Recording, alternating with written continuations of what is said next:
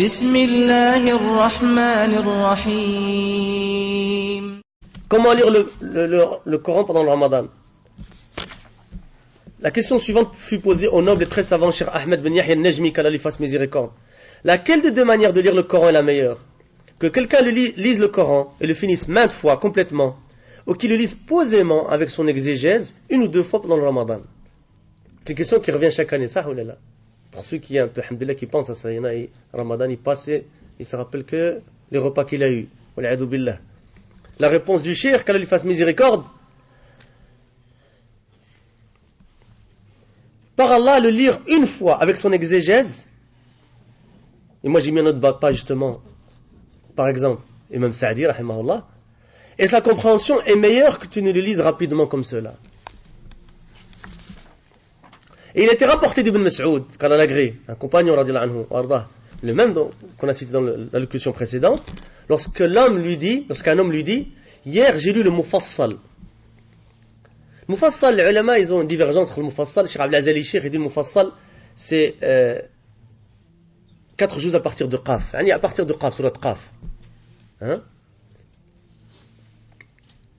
Il lui dit alors qu'Allah l'agrée, rapidement comme un poème. Il convient donc de lire avec méditation. Et s'il connaît, c'est-à-dire qu'il a lu l'exégèse par exemple, et que ça lui est clair, ce qui est mieux, c'est de lire posément et avec réflexion. Et qu'il se rappelle avec sa mémoire l'exégèse qu'il a lu. Naam. Fin de la réponse de Cheikh Ahmed Ben Yahya al-Najmi, rahimahullah ta'ala. La question suivante fut posée au noble savant Cheikh Mohammed Ben Hadi al-Madkhali, qu'Allah le préserve. Voici une question posée via internet par quelqu'un en France. Ah, quelqu'un de France. Qui dit, donc ça veut dire qu'il n'y a pas toujours que des problèmes en France. Hein? Alhamdulillah, il y a beaucoup de khayr en France. C'est nos frères et nos sœurs. Arrêtons-nous les cours pendant le mois de Ramadan et nous nous concentrons sur la mémorisation du noble Coran. Regardez quelle belle question. La réponse du Cheikh, hafidahullah ta'ala. C'est une question judicieuse qui est posée chaque Ramadan. Allah dit, c'est dans la traduction du sens, ces jours sont le mois de Ramadan au cours duquel le Coran a été redescendu comme guide pour les gens et preuve claire de la bonne direction et du discernement. Surat al-Baqarah, verset 185. Mais certains pensent que le mois de Ramadan est un mois de fainéantise. Cela est faux. Le mois de Ramadan est un mois d'ardeur et d'effort et de lutte dans l'adoration dans la voie du bien. Le messager d'Allah sallallahu alayhi wa sallam était le plus généreux des gens. Il était le plus généreux pendant le mois de Ramadan, lorsque Jibril lui faisait réviser le Coran. On revient à la parole de Cheikh Azhar. Le messager d'Allah sallallahu alayhi wa sallam était plus généreux dans le bien que le ventre envoyé avec des dons. Et il était sallallahu alayhi wa sallam le plus généreux pendant le mois de Ramadan. Le mois de Ramadan est un mois de dons généreux, un mois de donation et de sacrifice. Et combien de batailles en islam ont eu lieu pendant le Ramadan? Pas les batailles de Khawarij, de Dullah, de Daesh, de Jabhat Nusra, etc. Et la première était le jour du discernement, le jour de Badr. Jour au cours duquel Allah a rendu l'islam puissant, ainsi que ses gens, et au cours duquel il a humilié la mécréance et ses gens. Ainsi que la conquête de la Mecque. Et lorsque les gens sont entrés dans la religion d'Allah en foule, c'était pendant le Ramadan. Le mois de Ramadan ne doit pas être un mois de fainéantise et de sommeil. Cela est faux.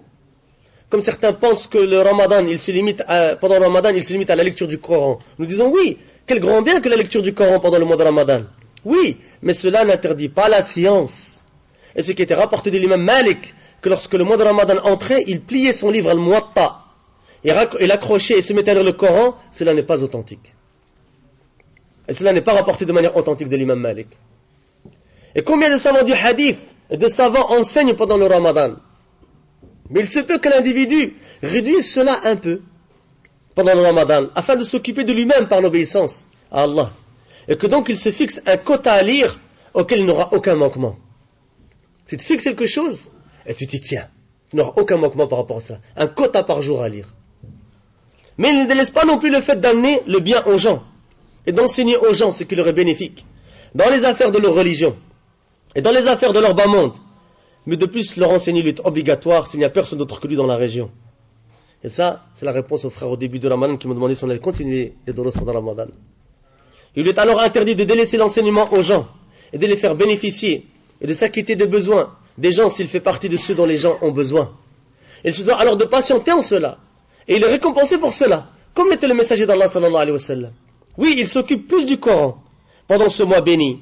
Et l'étudiant en sciences islamiques ne fait pas moins en ce mois.